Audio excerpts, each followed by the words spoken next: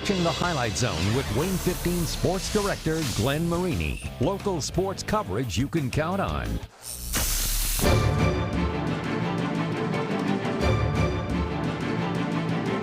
One of the best teams in the state is coming into your house. We came out and we showed them that we're back and we're ready to play and compete. They play hard, they're tough, and they're going to come at us. You get the best that we got. They're going to play 4 hard quarters of football. They're going to hit you hard. For sure it's going to be a packed house, a lot of fun, fans getting excited, and just a great football game. Welcome to Kendallville.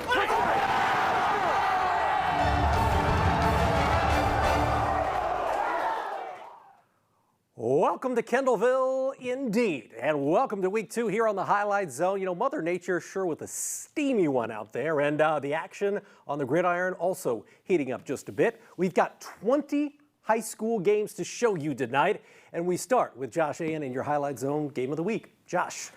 All right, Glenn, you can make the argument that nobody had better Week 1 wins than Snyder and East Noble. The Panthers walloping Warren Central 42-20 on the road. Well, East Noble turned last Friday into a nightmare for Bishop Luers, winning 45-7.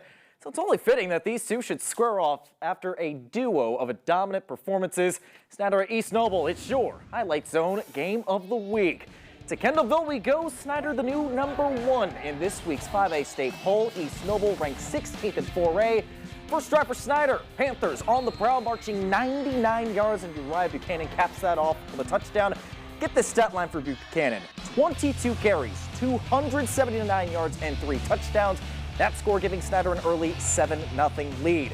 After an East Noble fumble, it's pretty costly because Keyron Billingsley, a.k.a. Cool Ron, taking this 25 yards to the house on 4th down to double Snyder's lead 14-0 in the second quarter.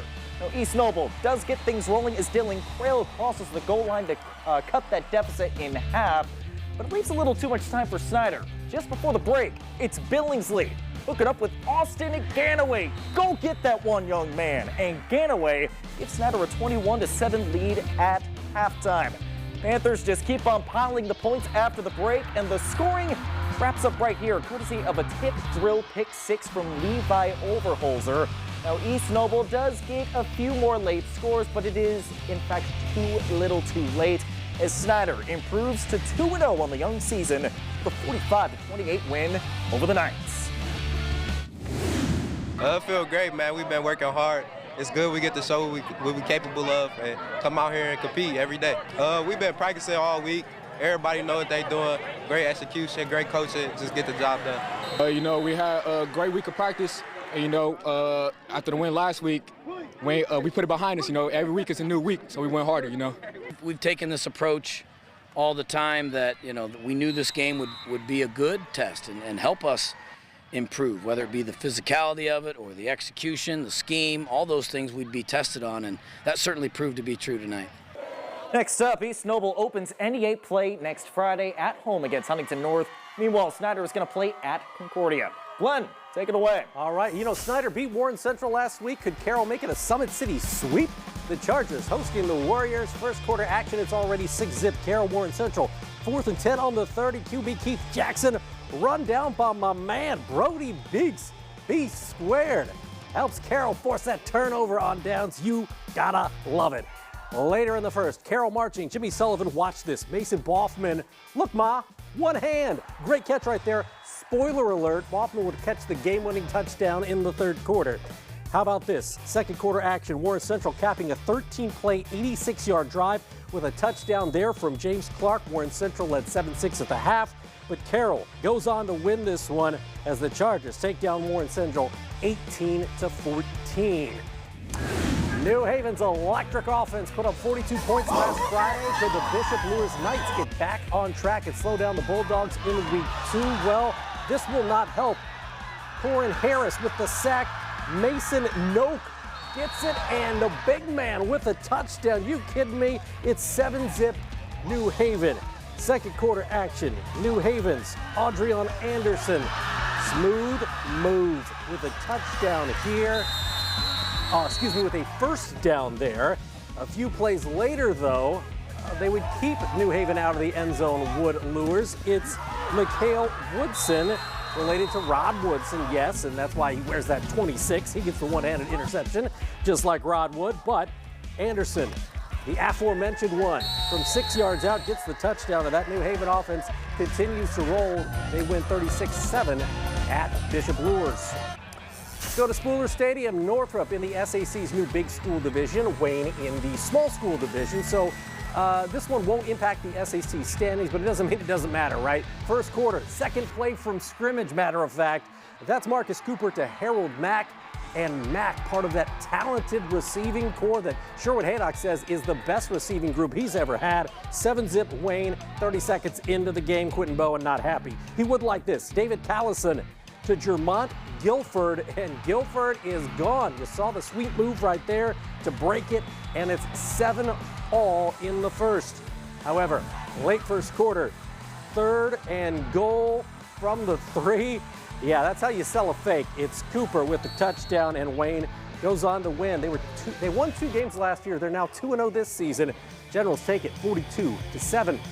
At Southside, the Archers unveiling their brand new turf at Jack Weicker Stadium. New coach Andre Goodwell looking to christen it with his first win as the coach of the Archers. This will not help St. Joseph's. Noah Batsomi with the touchdown, and that gets the Indians on the board up 7-zip. And Batsomi was the name to know in this one. He gets the touchdown here, and that makes it 14-zip South Bend St. Joe's. Later in the second quarter action, it's Alex Ortiz looking for Dallas Downey in the end zone. That's a touchdown, and the Southside Archers fall at home 41-3. Zollner Stadium, the Cadets opened last Friday at Indianapolis Scecina. Tonight they were hosting Eastbrook, a team ranked 6th in the 2A state poll, and they show you why. First quarter action, that's Gage Engel with the touchdown, and the Panthers stake themselves to a 6-zip lead. A little bit later, it's who else but Gage Engel again with the touchdown to make it 13-zip. That is a big dude to hand the football to. They list him at 6 foot, 220 pounds. He looks bigger than that. It's Engel again, his 3rd touchdown of the night, as Eastbrook tops Concordia at Zollner, 38-24. After hosting Northridge last week, Northside on the road at Lawrence North down in Indianapolis. Lawrence North looking good here. It's Isavion Moore with the touchdown, and that would give the Wildcats a 14-zip lead on the Legends. But the Legends fire right back. Dylan Scheibel taking over at quarterback this season. Watch this pitch and catch. Jamari Pearson has offers from IU and Louisville, and part of it's because he's got hands like that. A great touchdown grab from 24 yards out, but Northside does fall on this one on the road, 35-13. Now, Homestead not exactly easing into this whole non-conference thing, right? After hosting Carmel last Friday, the Spartans on the road at Noblesville, it did not go exceedingly well. First quarter, Noblesville's Logan Schaffner from 50 yards out. Schaffner weaves his way into the end zone. That made it 7-zip Noblesville, and Homestead, unfortunately, would not get on the board offensively tonight. The Spartans fall at Noblesville by a final of 42-0.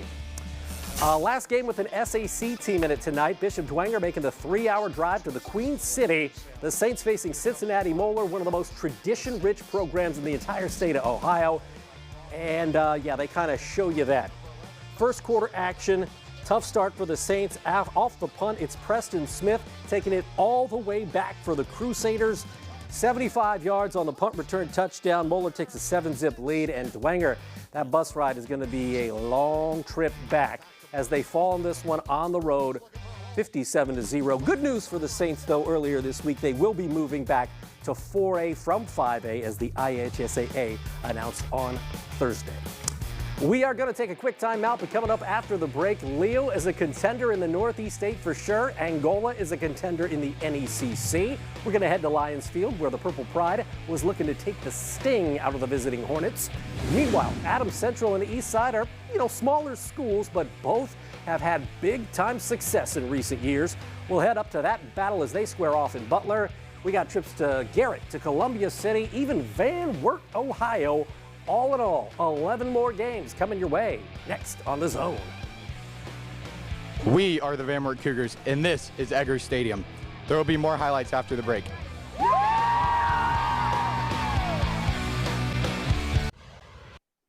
They know what Eastside football means to you because they see what you put into it. They see what you give to it every single day. It's our crowd, it's our families, it's our night. Let's go to work. Oh, it is a familiar face in a different place. Highlight Zone viewers know Alex Brandowie from his time as the head coach at Manchester High School, but this season, as you kind of heard there, he's going green. Brandowie in his first year as the head coach at Eastside, and in week 2, that meant making his home debut against the Adams Central Jets. It's a tough one. Some epic battles between these two in the past few seasons. Blazers ranked 15th in the 2A state poll. Adams Central ranked 2nd in 1A. First quarter action, Adams Central. First and goal from the 3, and Keegan Bloom goes the dynamite. It's a touchdown, and the Jets stake themselves to an early 7-zip lead. Eastside, though, bending, not breaking, at least not here on defense. It's E.J. Miller for the guys in green. Johnny on the spot. Miller with a fumble recovery, but Eastside would not score on the ensuing possession. A little bit later, Jack Hamilton, the new QB for AC this season, with a short touchdown plunge, and Adams Central goes on to win as the Jets fly high with a 42-7 win on the road. A couple of conference powers here. Angola at Leo. Lions, one of the favorites in the NE8. Angola won the NECC Big Division title last year. Picked this one up in the second quarter. Kyler Decker to Camden Zeisloff, and that is right in your living room. Touchdown Leo, and the Lions build a 35-0 lead. But later in the second, Hawkins Hasselman, the Angola QB, scoots it from 37 yards out to get the Hornets on the board. However, would not be enough as the Purple Pride take the sting out of the Hornets. 42-17 Leo over Angola. Came out hot. First play of the game, Caden Hurst took it to the house. Then our offense started off really hot. Kind of stumbled offensively in the second half, had a couple messed up plays, but our defense was able to help us out and kept them lower, and we were able to finish it out. DeKalb County bragging rights on the line at Memorial Field as Garrett hosting DeKalb. Second quarter action, it's 7-zip Barons, and they're going to add to it. Caden Pettis had 4 touchdown catches last week. Man just keeps making plays in the end zone. Number 4 coming down with 6, and the Barons lead 14-0. Third quarter action, Graham Blythe, special teams, getting special here for the Barons. Blythe Bach gets the touchdown on the blocked punt, and DeKalb up 21-0.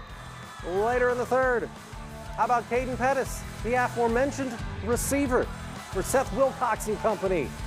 With a great grab right there, he'd be down at the 6. Later on the drive, it's Caden Hinkle to the house for the touchdown as the Barons continue to look good. 42-13, they win at Garrett. At Columbia City, the Eagles put up 49 points last Friday to win their season opener. Could they do it again against the Plymouth Rockies? Well, Stratton Fuller was doing what Stratton Fuller does, and that's catch touchdowns. Number 43 in the end zone from Grayson Bradbury, and Columbia City up 6-zip. Columbia City's offense is good. Their defense stepping up as well. Watching the secondary here, Gavin Smith with the interception and a pretty good return as well. And Columbia City's offense would be in business yet again. You're going to see Stratton Fuller come up with another touchdown. Now keep in mind he's just a junior, but he would break the Columbia City career touchdown receptions record in this game. Dude's going to be far at the top of the chart by the time this is all said and done. Columbia City takes down the Rockies 42-14. At Huntington North, home opener for new coach Mike Eschbach right there. Eschbach and the Vikings taking on a Jay County team that actually scored 47 points last week. Aiden Phillips, though, with the Jay County defense coming up with a sack right there. Jay County led 14-7 in the third, and when our cameras were there, this baby was all defense. Austin Shaneline with a tackle for a loss, and Jay County holds Huntington North to just 9 points as Jay County takes this one 14-9 at Huntington North. Now the new turf at South Adams, that isn't quite ready yet. So the Starfires are hosting games at Adams Central for the time being. South Adams facing Belmont, and I don't know, something about Minnick Field. Maybe they won't want to go back when that turf is installed, because the opening kickoff in this one goes to the house. Hayden Neuenschwander says, I feel pretty darn good at home in Monroe.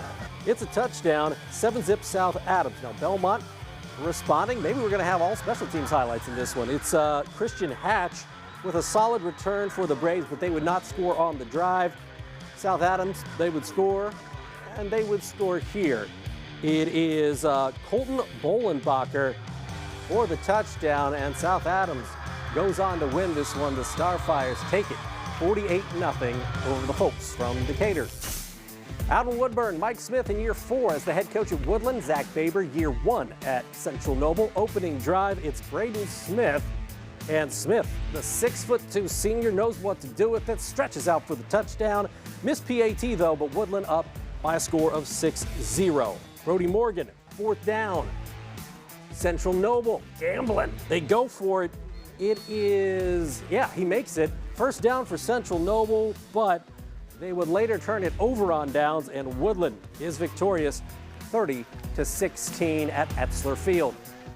Now, Woodland opens conference play at Heritage next Friday. The Patriots getting a non-conference tune-up against Fairfield, and Braden Walter on the jet sweep right there gets into the end zone. It's still the first quarter, but Heritage already with 2 touchdowns, up 14-0. Ensuing kickoff, Fairfield's Blake Metzger takes things into his own hands, and look at him pump those arms all the way to the end zone. And Fairfield gets on the board with the kickoff return for a touchdown from Mr. Metzger. However, in the second quarter, Kobe Meyer proven to be too much. He finds Walter. Meyer had 4 touchdown passes in this game as Heritage looking good again. Patriots take down Fairfield 39-13 in Roeville. West Noble, one of the teams to beat in the NECC Big School Division, no doubt about it. The Chargers hosting Wawasee. It's been a rough couple of years at Wawasee, but they look good to start this one. Mason Shoemaker to Braden Pike.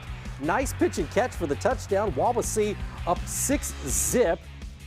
But guess what? West Noble, not to be denied. This is Drew Yates at quarterback. Dude's got all kinds of experience and has got some wheels as well. Yates scoots 70 yards to the house.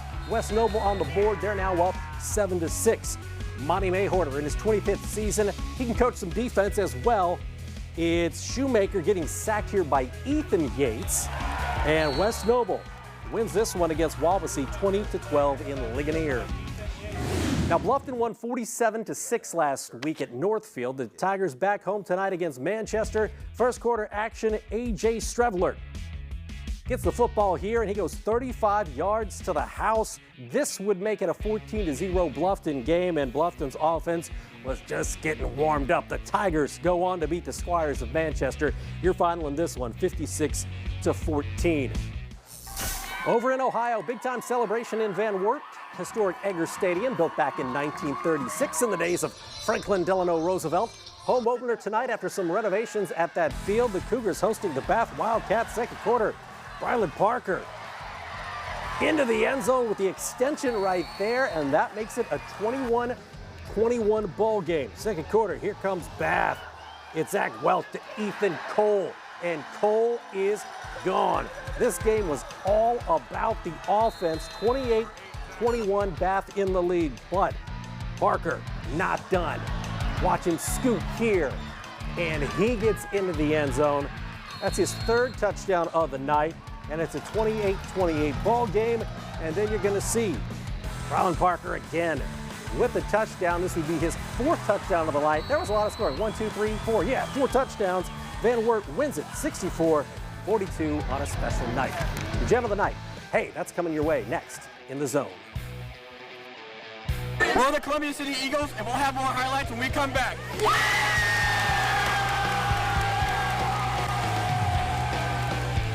What's up, everybody? I'm Kevin Kiermaier, former Bishop Lure Knight, here with the Toronto Blue Jays, and you're watching the Highlight Zone. Oh, man, last Friday night we started the season off right. Snyder's Kieron Billingsley putting it in spin cycle. His touchdown helping the Panthers wallop Warren Central, earning Kieron the Highlight Zone's highest honor. What about week 2, you may ask? Here is your latest gem of the night, brought to you by Peter Franklin Jewelers. And oh man, I make no qualms about it. I love a big man touchdown. And guess what? We got one from 6'4", 275-pound New Haven's Mason Note. Note, proven to be no joke. He knows what to do. Full extension. He's in for the touchdown. You gotta love it. That is your gem for tonight. Well, we will see you next week. That's the slate. Northside at Dwenger, Homestead at Wayne, Leo at Norwell, South Adams at Bluffton, West Noble at Eastside. We will be back next Friday night for week 3, where conference play begins in earnest for pretty much everybody. On a baseball note, the Tin Caps lose on the road 6-1 tonight at the Great Lakes Loons. They'll play 2 tomorrow in Midland. See you next Friday.